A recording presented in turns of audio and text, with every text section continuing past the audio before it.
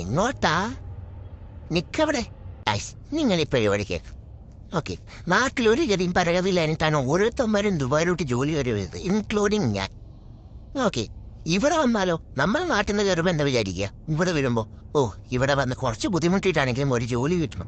ജോലി കിട്ടിയിട്ട് വേണം ആ കടം, ഈ കടം, മറ്റേ കടം, മറിച്ചേ കടം, നമ്മളതിന് നമുക്കൊന്ന് സെറ്റിൽ ആവണം അല്ലേ? എല്ലാവരും നാട്ടിൽ കയറി വരുന്നത് ഈ ഒരു പരിപാടി വെച്ചിട്ട് തന്നെയല്ലേ? പക്ഷേ നടക്കൂല, സമ്മതിക്കൂല. ഉദാഹരണം പറഞ്ഞ, നാട്ടിൽ നിന്ന് നമ്മൾ ഇവിടെ ജോലിക്ക് കയറി വരുന്നു.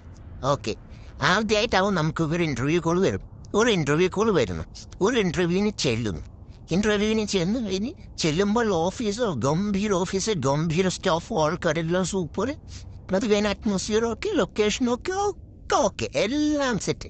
അത് കഴിഞ്ഞിട്ട് അവർ പറയും ഓക്കെ ഇനി ഇന്നതാണ് ജോലി. ഓക്കെ, നമുക്ക് പറ്റുന്ന പണിയാളായിരിക്കും പറയുന്നത് മുഴുവൻ. എങ്ങനെയാണെന്ന് അറിയില്ല, ഇവര് നമുക്ക് ഭാഗത്തിന് ഇതെല്ലാം പറഞ്ഞു തരുന്നത്.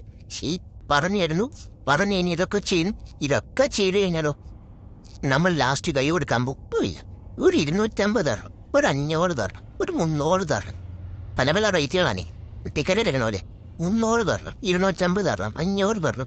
ഈ കാശ് ഇവിടെ തന്നാല് നിനക്ക് നാളെ ഓഫർ ലെറ്റർ തരാം. 250 തരണം എന്ന് പറഞ്ഞാൽ ഏകദേശം 10,000 രൂപ ഉള്ളേ.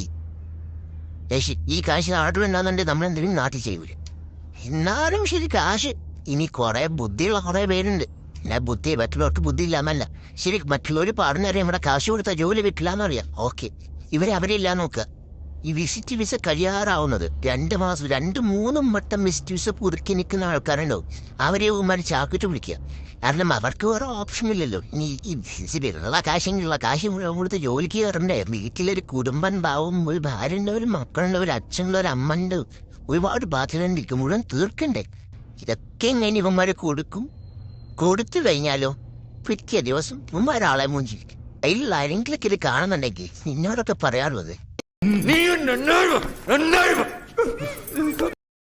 ഗതികെട്ടവന്മാര് പറ്റിക്കപ്പെടാൻ ഇനിയും ഇത് തന്നെ വന്നോണ്ടിരിക്കും.